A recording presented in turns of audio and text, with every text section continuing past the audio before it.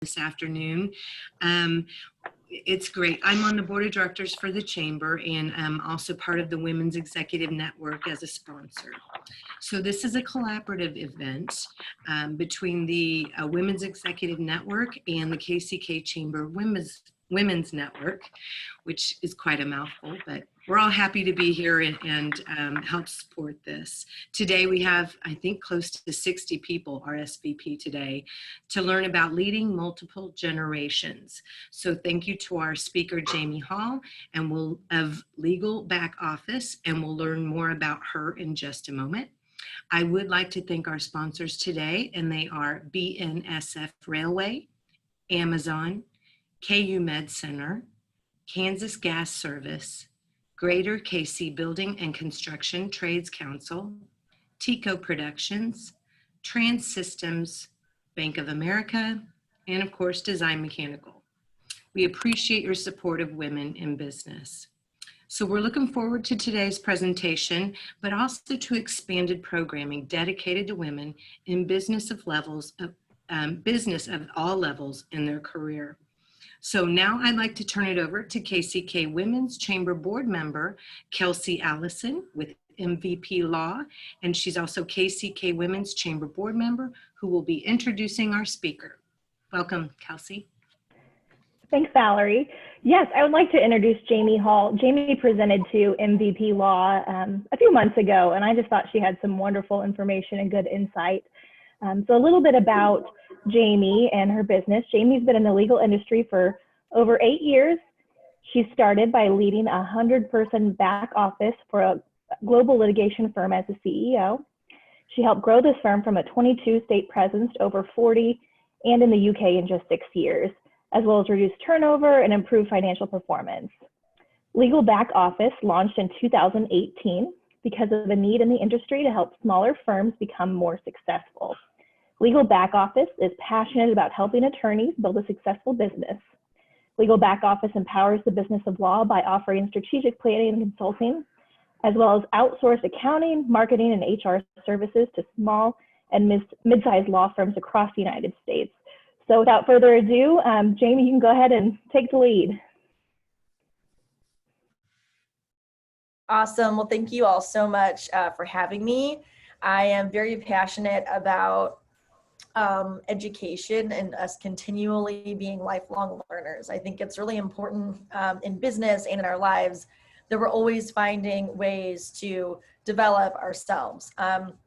If you're not learning, you're not growing, right? And if you're not growing, you're dying. That's what my old CEO used to tell me. And I always thought that was just such an interesting way of putting it. And so I'm always very excited to kind of get in front of a group of people and help us to all learn together. And I do see these sessions as being very interactive. I know we're all on a screen, but if you want to chat in a question, I'm always happy to monitor the chat. Or if you want to unmute and ask a question, please feel free to do that. I'm very interested in us engaging together today and learning together. So I did put together a PowerPoint presentation. This will be interactive. So I think we got a couple people maybe unmuted, so background noise. We'll work through it, right? We're all kind of used to this Zoom game now, right? So leading multiple generations. It is a topic that clearly you're all very interested in because there's so many of you on the call today. And so I'm looking forward to talking about it just because, I mean, this is the world that we live in, right? We've got so many different people, different generations all working together, in the workplace. And it can create some friction, whenever you're trying to better understand why people are behaving the way that they are communicating. So I hope, at the end of the day today, you would have learned a few things, but the goal here is not to become an expert at generations, right? There's so much to know about generational differences. I think if you all take away something at the end of the day, it's perspective. How can we all keep a good perspective that we are different and we're approaching situations differently? So Kelsey did a great job of introducing me. I won't say much more. On a personal note, I have 4 children. I'm a business owner. And so I can certainly relate, to having a lot on my plate. And I'm just grateful you all took the time to be with me for the next hour or so. And hopefully I share something that you can take back to your business or to your role that will be helpful for you. So To start, I'd like to have you each just think about, what's maybe one question that you'd really like to have answered today. It's almost, for any of you that practice yoga, it's what's your intention, right? How can you set an intention for the day? Anytime you approach an educational session, I always like to think, what's one thing I'd really like to learn and walk away with? So that way I'm listening, with that in mind. And then we know by the end, if you don't get that question answered, I'd love to kind of open it up and you all be able to ask me those questions so that we can, make sure to handle that. Or are you just here because you thought it would be good to get educated? That's great too, in a general sense. So, all right, talk to me. Pull out your cell phones, and this is how we're going to be a little bit interactive. Text to the number 22333. So that's the phone number you're going to be texting. And you're going to text Jamie Hall 111, and that will get you into my poll that I'm going to be doing as we go throughout the presentation today. I'll give everyone a few minutes to do that, or a few seconds. Once you send that text message, you should get a response text message that says you've joined Jamie Hall's session. And then we'll just keep that little text message open. And as we go, I'll be asking you some questions and asking you to engage with me. All right, ready? So, what is the most frustrating thing for you when it comes to dealing with generational differences in the workplace? And this is an open-ended question. So just type in some words that are frustrating or a sentence, and you can go ahead and do that now.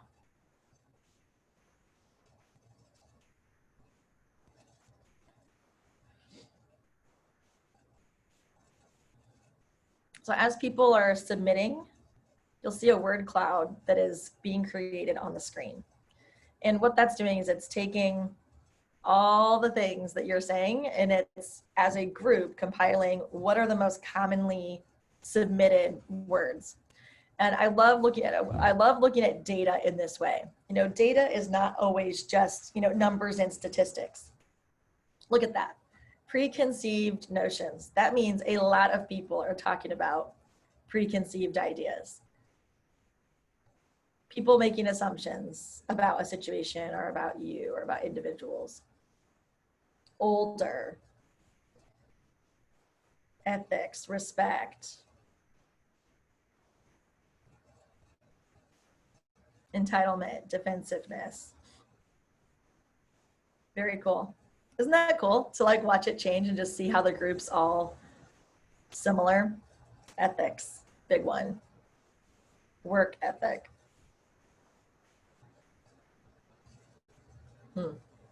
Pretty cool. All right, let's go ahead and move on here. So this is basically what I'm going to walk through today. We want to keep the end goal in mind whenever we're going into interactions with people in general. And I'm going to talk about what that means. I'll do a little overview of each generation, probably some content you've seen before, but I want to cover it kind of at a high level. And then talk about how do you prepare for conversations in which you're walking into a generational difference that could affect the outcome of that conversation. I want to talk about perspective, and then show a little self-assessment, take a little minute to do a self-assessment, and then I'll share some resources with you. So when I talk about keeping the end goal in mind, what I mean is here are some ideas of okay, if I have a goal, if I define what my goal is for this conversation? If my goal is, okay, I need an employee to improve their performance and they're very defensive, but I just need them to, improve their performance. Or maybe I need a peer to agree to an important business decision, but they're just always fighting me, right? The goal is, I just need them to agree with me, or we need to be able to make this business decision. Maybe you want a promotion and your boss has this really challenging personality. No one has a challenging personality for a boss, right? No one's ever had that situation. And they just don't seem to hear you. Maybe you work really hard, you keep your head down, but it seems like the people that are politically savvy in the organization and schmoozing are the ones getting all the opportunities. So really you're trying to get noticed by upper leadership. Maybe that's your goal. Another situation is you just can't stand someone who reports to you. They just seem to always rebel against policy. You can't quite accept their role as an individual contributor. It's just they just can't get there, right? They have a power struggle with you as the boss. Maybe you have a long-time office manager at your company that's really resistant to new ideas and to change, but you see so much opportunity for improvement at your company, but that person's just always kind of getting in the way of progress. These are all just normal situations that we experience at our workplaces on a regular basis. So how can generational differences impact our own understanding of a person's motives or behavior? And I like to talk about keeping the end goal in mind, because it's really important that we keep perspective on, okay, I'm going into this conversation, but here's my real goal. And if I can keep that perspective of here's my real goal, it'll help me approach that conversation in a different way. I think oftentimes, we understand the importance of having multiple generations in the workplace because we understand the importance of diversity of thought, right? All of us are in business and we know the more minds, the better, right? We can get different perspectives on a particular issue to find a solution. But we're often, I think, unaware of how we are actually influenced by our generation and how much conflict can arise out of that. We tend to forget about the generational differences or kind of hang out in the negativity about those generational differences whenever we get in the midst of conflict, and we just see that person as a person that I'm in conflict with without actually taking a step back and thinking, okay, well, where are they maybe coming from, right? What's shaping or framing the way that they're communicating with me? I think by understanding those differences, we can learn how to really achieve that end goal and get more efficient in our conflict resolution. Our conflict resolution can go faster when we can take a step back because we understand these differences in a better way. So seeing the world from another's perspective, I think, allows us to be able to better relate to, not just our peers, but our clients and our friends and our families. So I think this is really invaluable content that can affect us personally and professionally. So there are currently 6 generations in our world, and there are 5 in the workplace. There's the GI generation, the silent generation, baby boomers, Gen X, millennials. Zennial, we're going to talk about. It's not a formal generation, but it's something that a lot of content has come out on recently. It's these cusp babies that are kind of millennials and kind of Gen Z. So they fall kind of in the middle there. And then there's Gen Z, or our current generation. So I'm going to do just kind of a quick overview of each of these. The silent generation, they lived through the Great Depression, World War II. They saw a lot of prosperity, after the war, lived during the Korean War, and they remember Pearl Harbor in the day that Franklin Delano Roosevelt died. And those big happenings really shaped this generation.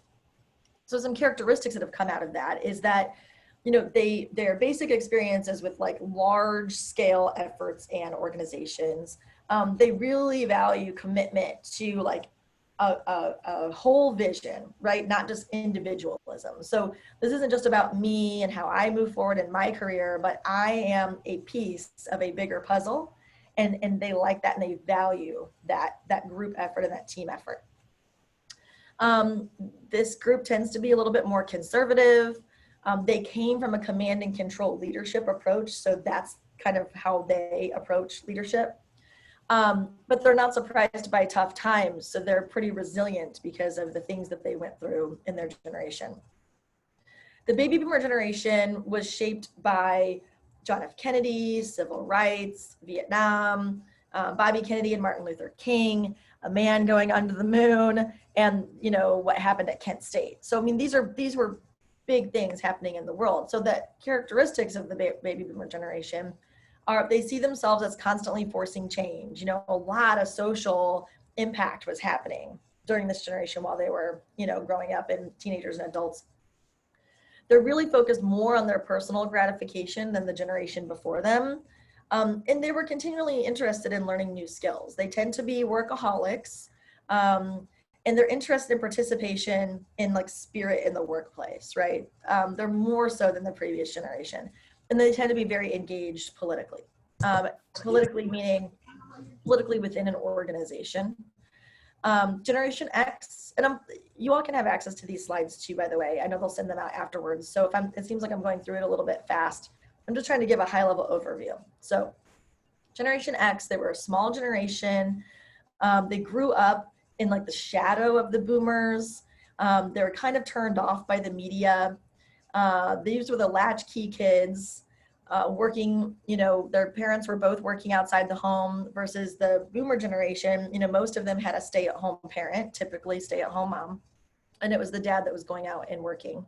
And there were significant differences within this generation. So this is an example. So I was born in 1982. So I oftentimes can relate. So I'm technically a millennial, but sometimes I can relate to Generation X. And people that are a little bit older than me by a few years, I tend to get along with them really well. And that's what we mean by cusp babies, is there sometimes when you fall on one side of two different generations, you take on characteristics of both.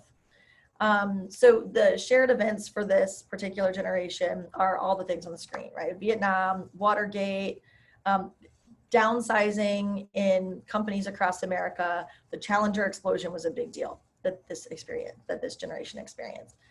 So some of the characteristics are they have that survivor mentality, right? Like, we're going to be resilient, we can get this.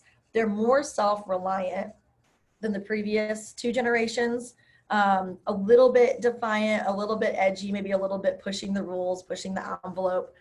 This is the very first generation that was saying they really wanted more of a balanced life because the generation before them were the workaholics. So even though there were two probably spouses or partners working outside the home, they're still valuing how do we still have a personal life, right? And not completely sacrifice our personal lives for our professional lives. They started growing up with more technology in this generation, especially at the later end of this generation. Multitasking became the norm, which is, kind of coincides with technology becoming a bigger deal. And this is the very first generation that started wanting more of that instant gratification. Advertising really changed during this time. Access to information changed with technology advances. And so the instant gratification is what kind of came out of those happenings in our society. Millennials, this is a very large generation. The Columbine Massacre, Trade Center, Oklahoma City bombings, the OJ trial, the Monica Lewinsky scandal, and September 11th, it all shaped this millennial generation. So me being born in 82, you can see I'm at the older end of being a millennial. So that's where you can oftentimes see a gap in someone that was born in 95 versus me being born in 82. We're technically both millennials, but think completely differently. So I'm giving this high level overview so we have some understanding of at least the things that shape these generations. But at the end of the day, we're all individuals, right? And there's still going to be variances when people fall on either spectrum. So some of the things that are characterizing the millennials are, clearly technology is they're reliant on technology day to day. Geographic boundaries became less important. More millennials started leaving the nest and moving away from their hometown, right? So taking a job across the country or traveling overseas, doing a study abroad program, backpacking in Europe for the summer, those sorts of things.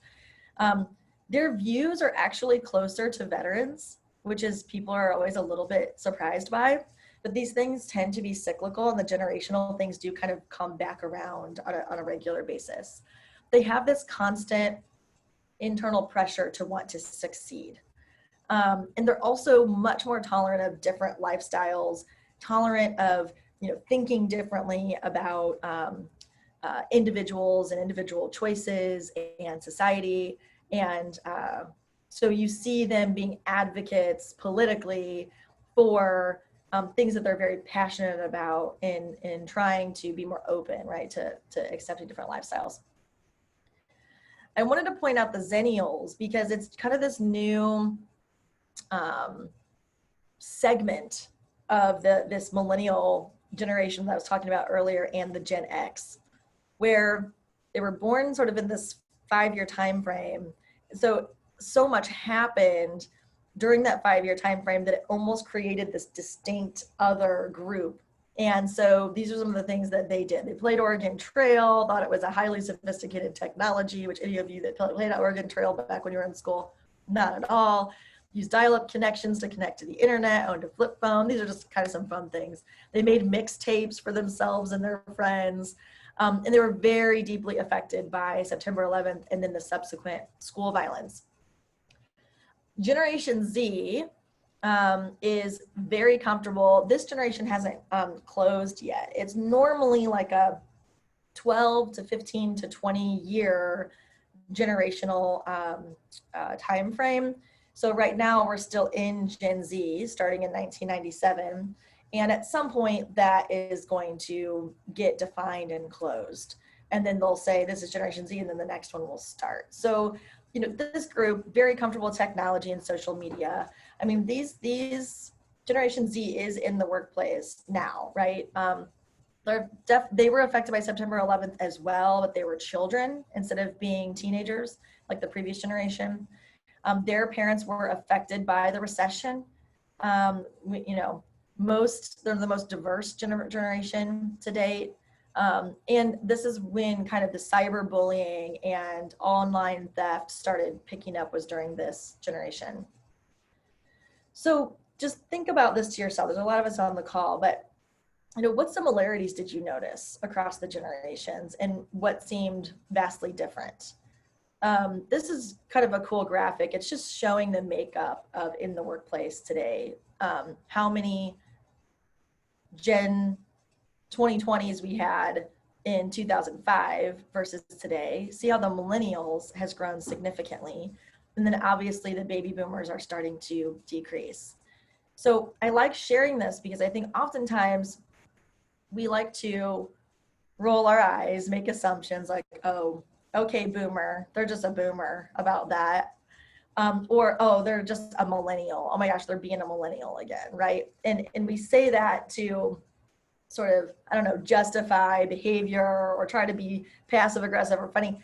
If we can't figure out how to work with millennials, then our businesses won't be working at all, right? Because look how many millennials are in the workplace.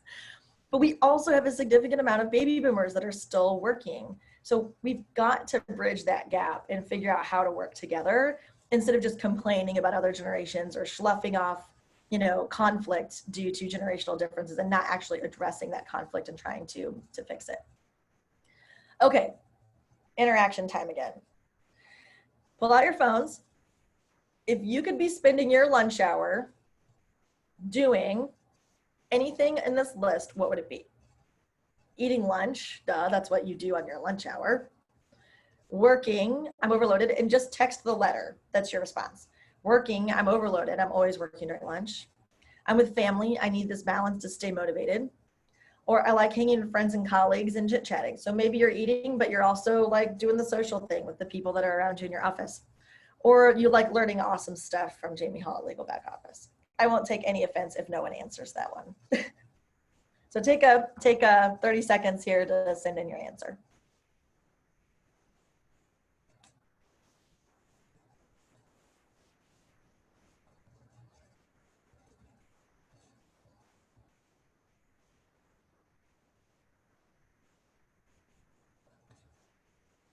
All right.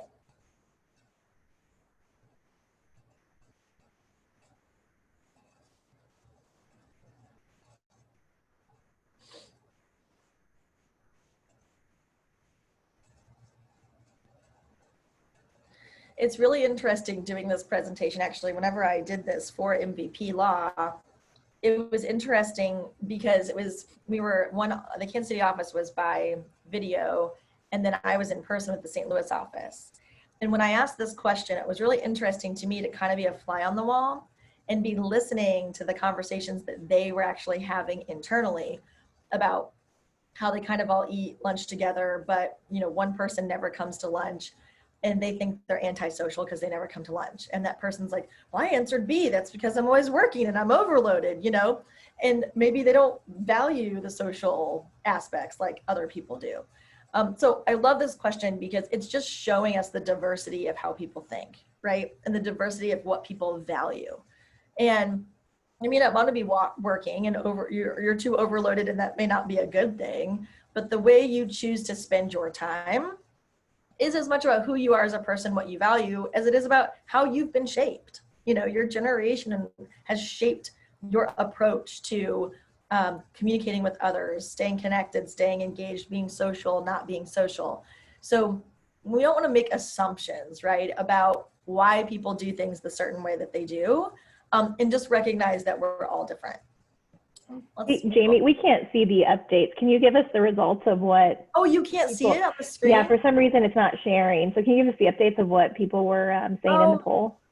Oh, shoot. It might be a Zoom sharing thing, so. Yeah, it might be. Thank you for saying that, because I want to show you. Oh my gosh. Hold on one second. Let me see if I can fix that.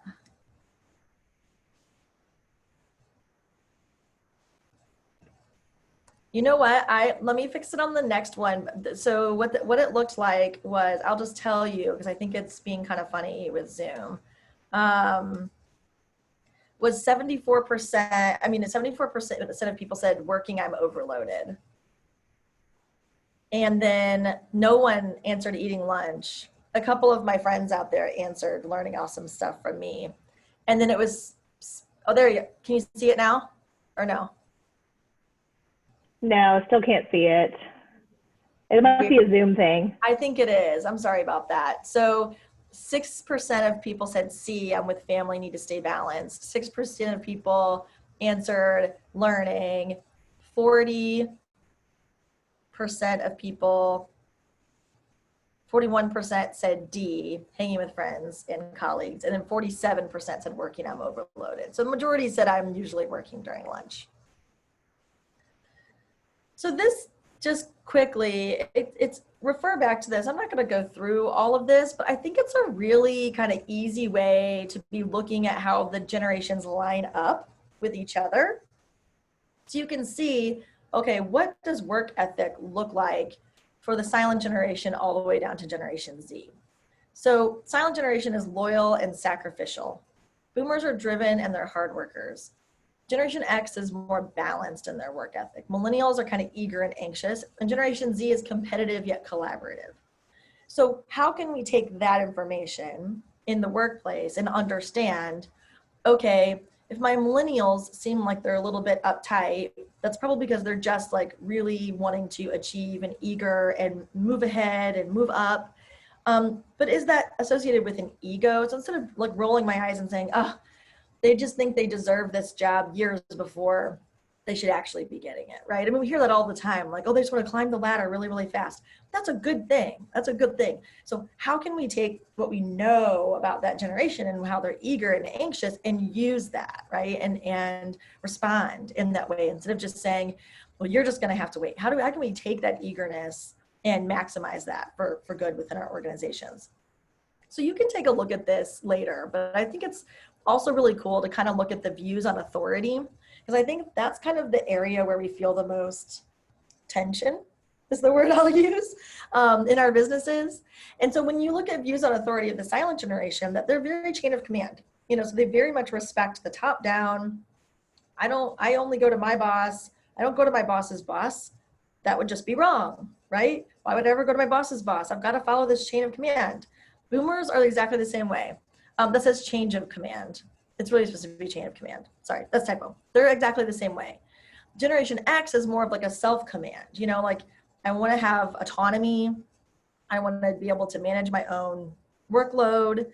I want to be able to not be micromanaged. I don't want a boss telling me what I should be doing all day, every day. Just let me do my thing. Millennials are like, don't command. Why is anyone commanding anything? We should be collaborating. Let's all get in a room and collaborate and talk about what's the best solution for this particular issue. And then you get the Gen Zs that are a lot more entrepreneurial, oh, I've got these great ideas, like just let me run with these ideas and create things out of these ideas and start things up even within an organization. You see a lot of Gen Zs starting their own companies, doing their own freelancing, kind of being their own boss. So I think that's really important, because when you've got a more entrepreneurial Gen Z in your workplace, and then you've got a chain of command baby boomer, and the Gen Z person thinks they can go straight to their boss's boss just because they've got this idea. They're not trying to be offensive to the baby boomer who really cares about chain of command, but the baby boomer is saying, why would, I can't believe you did that. I can't believe you would go to your boss's boss's boss. And Gen Z is like, why wouldn't I go to my boss's boss's boss? I had this great idea, right? So I like sharing that example because I think we run into that a lot. That's one of the most commonly annoying things about generational differences when it comes to views on authority. So you all can take this and the learning preferences one I think is really valuable as well, just because there is a difference in, like, why do they want to text me all the time? Why don't they just call me? Or why does this person call me all the time? Why don't they just text me, right? And that's very much driven by a generational difference in how people like to communicate. And I always like to ask people up front, how do you like to be communicated with best, right? Especially if it's a client or it's someone on my team, and I just want to make sure I'm communicating with them. So I'm making no assumptions going into that.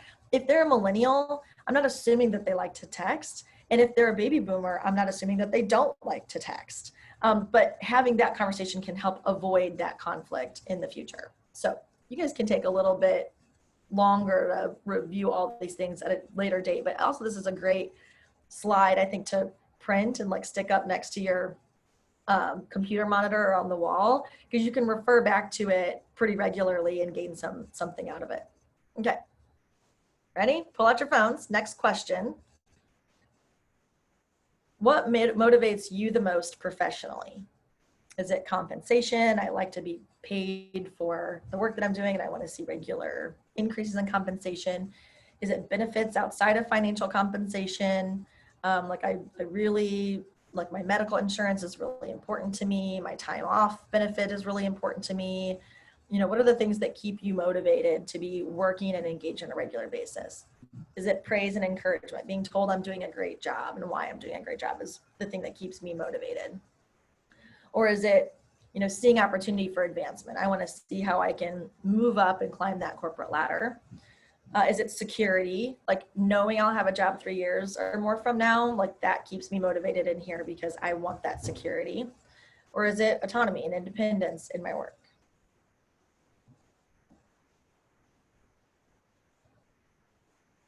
Give it 20 more seconds. So no one said compensation yet. No one said security. And 23% evenly split said benefits outside of financial compensation and positive praise and encouragement. The majority was seeing opportunity for advancement. So 29% of the group said that. Oh, and then another one just popped through. 29% said autonomy and independence in my work. Oh, one person just said security. All right, we got a couple people in for security now. What you value and what keeps you motivated is going to be very different by the generations. What was really interesting when I taught this in person for MVP Law is I actually asked them to all raise their hands and if they said a particular thing. You all, there's a lot of people on the call, so you can't really see each other, but here's what happened. So many different generations raised their hand for the same answer. So when I said positive praise and encouragement, and I said, who said positive praise and encouragement? Raise your hand. They were shocked because they thought, oh my gosh, I just assumed it's like these millennials that just want to be told they're doing a good job all the time that would have raised their hands. And they saw the diversity of generations saying, this is the thing that motivates me. Point being, we can know and understand generational differences and apply those, but it's not always going to be exact. At the end of the day, we're all people with different preferences, different personalities that are shaped by our generation, but it's not always going to be about the generational differences. I love this book. If you're not familiar with Bob Chapman, you can look him up later because the story of how he built the company called Barry Waymiller is a pretty amazing story. He wrote this book called Everybody Matters. And I just love this quote. Everybody Matters is about what happens when ordinary people throw away long accepted management practices and start operating from their deepest sense of right, with a sense of profound responsibility for the lives entrusted to them. At the end of the day, we are all people. And we can when we approach each other, that we are valued people, and we are going to respect and treat each other better. And when we see like it is our responsibility to try to smooth out the conflict that we have with others. When we can see people as people and not their generation only, we can get rid of all of those assumed conflicts coming into that conversation. And this book is very good about how do we embrace the power of truly caring for each other as if we are people, you know, that are worthy of being cared for and not just, you know, cogs in a machine. So you guys can check out this book at a later date because it's very good. My encouragement is to use the power of perspective when you're in the middle of these conflict situations. Use sort of this fisheye lens that allows you to take a step back and really see the world through new angles, including the ones of others. Having that long-term perspective, okay, here's my goal of this conversation. My goal is we need this business decision to get made. We're having conflict because we can't hear each other and communicate. Where is this person coming from? How can I take a step back and say, what might be shaping the way that they're in conflict with me or the way that they're communicating with me? Is it that they're worried about long-term stability because they're a part of a boomer generation that wants to know they're going to have a job 3 years from now? And if I make this business decision that's risky today, it could threaten my having this job 3 years from now. Being able to articulate that and say that out loud and have that conversation will get you to that end result of making that decision more quickly and understand where they're coming from, instead of you just being caught up in the conflict. Well, I just don't want to make, I just think that's a terrible decision. Well, why do you think it's a terrible decision? What do you think the risk is? What do you think you're going to lose, right? Also being cognizant of what the person is maybe not saying, which may be critical to understanding why they're behaving that way.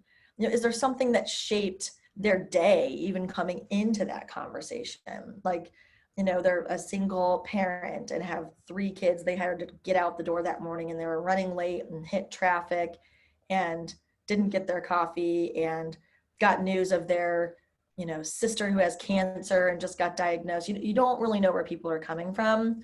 And so when they're not saying things, being cognizant of what they're not saying that might be understanding their behavior gives us more empathy, I think, for the person that's, you know, having that conflict with us. I think also considering what's your trust level with this person that I'm having this conflict with. Is it low trust or is it high trust? How can I start trying to restore or build trust and see this relationship turn around? And part of that is understanding where people are coming from. And then last, my little bit of encouragement perspective is just, you know, what is in this person's history or generational dynamics that might be driving their approach? If they're command and control, it doesn't mean they're just trying to be an asshole. Sorry, am I allowed to cuss? You know, if they're command and control, maybe they're not trying to be rude. That's just what they're used to. That's how you lead. This is how I was taught how to lead. It's not emotional. Excuse me. We were talking about allergies earlier and how I heard the whole conversation, like, I'm having allergies right now and no one wants to cough or sneeze in this environment because we're all afraid people are going to think we have coronavirus. Anyway, excuse me. But really going in and considering where they're coming from will help us, I think, to have more productive conversations when we're in the middle of conflict. What's really interesting, went back one too many. You know, all of this matters. There is significant research around how our productivity is affected when we're in the middle of a stressful situation, right? I mean, we all know this, right? Our brains have a massive stress response that leads us into a stressed out state that affects our abilities to perform.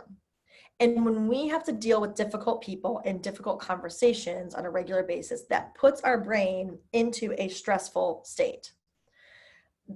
You can go take a look at this article because I think it's great, but the ability to manage our emotions and remain calm under pressure has a direct link to us performing positively. And this Talent Smart did this research with more than 1 million people, and they found that 90% of the top performers are skilled at managing their emotions in times of stress. Why is this important for understanding multiple generations in the workplace? Well, whenever we have conflict with people and it creates this stress response, it doesn't allow us to perform at our best. So if we can take a step back and better understand the different generations and where they're coming from and take it out of the emotions, it'll allow us to balance, right, how we feel about it and not get ourselves all worked up, and even try to help that person to not get so worked up. So it all leads to us performing better as individuals and performing better as a team. Another kind of bias I think crops up, this particular session isn't talking about gender differences, but there are power differences with genders. It's a different dynamic to add on to generational differences. So not only do we have generational differences, but men and women are different within those generational differences. So there's a professor at Washington University in St. Louis. Her name is Hillary Elfenbein. She's brilliant. And she did this whole research project. And I thought this was very fascinating. So men and higher status individuals are given more room to express anger and contempt. And these are emotions of power. So they say, I'm in a position to judge you. When women executives or political leaders express anger, they're often critiqued. Women expressing anger is seen as irrational. And sadness, by contrast, is considered an emotion of low power. And women are allowed to be sad versus men are derided. So the myth that women are more emotional, men are emotional too, but they are just different emotions they are free to express. So whenever you're in the middle of a conflicting conversation or dealing with a difficult person, I think thinking about like the way they're expressing emotions and we're expressing emotions, it's helpful to understand the gender differences too, right? And really trying to get to the end goal of that conversation. I say this all the time, one of the greatest human challenges is to listen intently and long enough to truly understand others. Listening to someone and understanding them are two totally different things. This is also a great book that I would encourage you to take a look at, Generations at Work. And it's kind of combining the boomers, Gen X's, and Gen Yers. At some point, we're going to have Gen Z in the mix, and there will be lots of other, resources that come out. But if you're interested in just learning more about these different generations and how they respond, this is a really great tool. So I encourage you to look into that. Also, I love Crucial Conversations. It's been around for a long time, but it's just such a great book. So when I'm in the middle of a conflict with someone and I'm trying to better understand them and where they're coming from, this book gives you some very practical tools on how you can successfully have those conversations. So when I'm stuck in a situation where I'm trying to get promoted because I want to climb the corporate ladder, I'm a millennial, my boss is a command and control, baby boomer and doesn't understand like why I want this career trajectory this way. But it's really important for me because I'm going to leave this job if I can't see this career trajectory. I'm going to go get it somewhere else. If we want to retain that employee, if we want there to be less conflict in this relationship, we've got to be able to approach that conversation in a way that gets us to that end result. So Crucial Conversations can give you some great tools for handling that conversation, understanding the generational differences so that you can ultimately get to your end goal. I just love this quote: be brave enough to start a conversation that matters. At the end of the day, instead of just like internalizing, us going through difficult conversations and walking away and thinking, oh, that person is just a boomer. They don't know how to relate to me, or, oh, they're just a millennial. They don't understand. They don't get it. Be brave enough to actually talk about your generation. You know what? I'm a millennial. I'm shaped by this in my generation. So here's why I communicate this way, or here's what I value. It's really important to me that I can see career growth and that there's a path for me. That's really important to me. And it's right or wrong. That's the way that I am. That's the way that I'm shaped. Like just kind of like putting the elephant out into the room and asking someone, where are you coming from? Like, how are you perceiving me and what, my goals are in looking for this career trajectory? These are just some other resources. I love, there's some really great, this Forbes article is really good. There's a lot of stuff in there. These are all hyperlinked, so you can go read it on your own, but it is about leading multiple generations in today's workforce. And I pulled out this quote because I thought it was pretty good. In the workplace, team misunderstandings and conflicts can be so expensive and time consuming. And the truth is that we don't have to let all of these tensions, conflicts, and disputes get us down. It can be inspiration and innovation for future generations to come. Everybody matters. I already talked about that, so I don't need to again.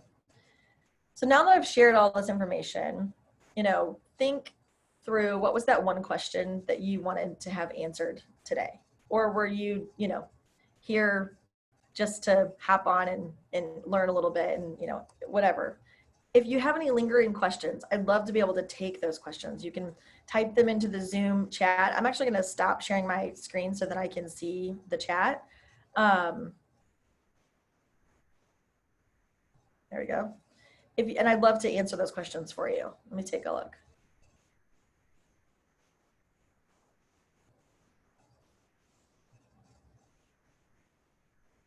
Any questions?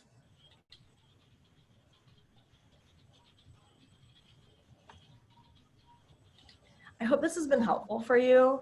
I think at the end of the day, like, what's really important, I'll share my screen just one more time before we wrap up. And if anyone sends any questions, that's totally fine. But this is my ending, I guess, encouragement for you is you don't need to be a generational knowledge expert, right?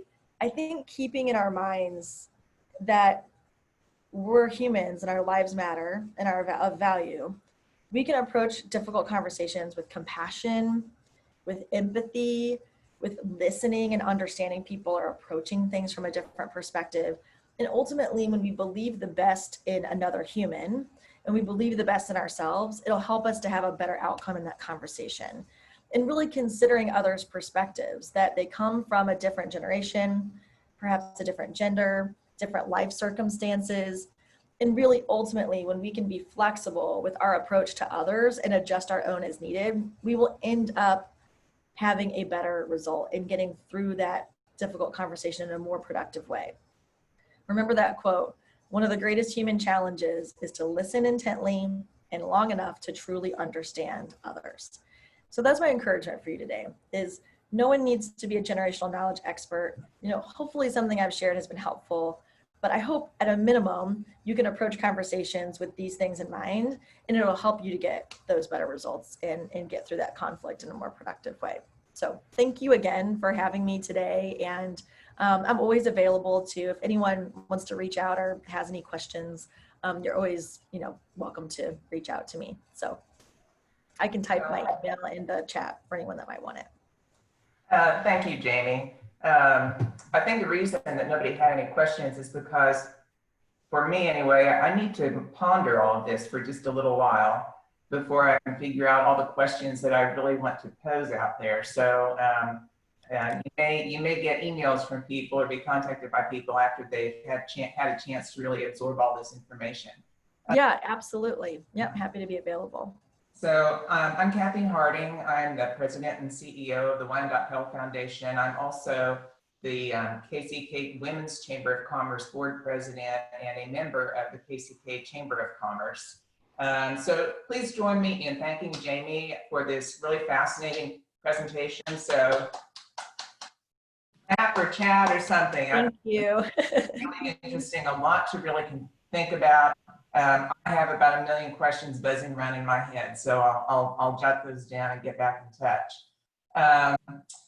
So, being respectful of everybody's time, we're about at limit right now. As Valerie mentioned in the introduction, we will be jointly sponsoring more programming specifically for women. So watch for those. And just want to say thank you for joining us today, and we'll see you next time. So have a great day. Thanks, everyone.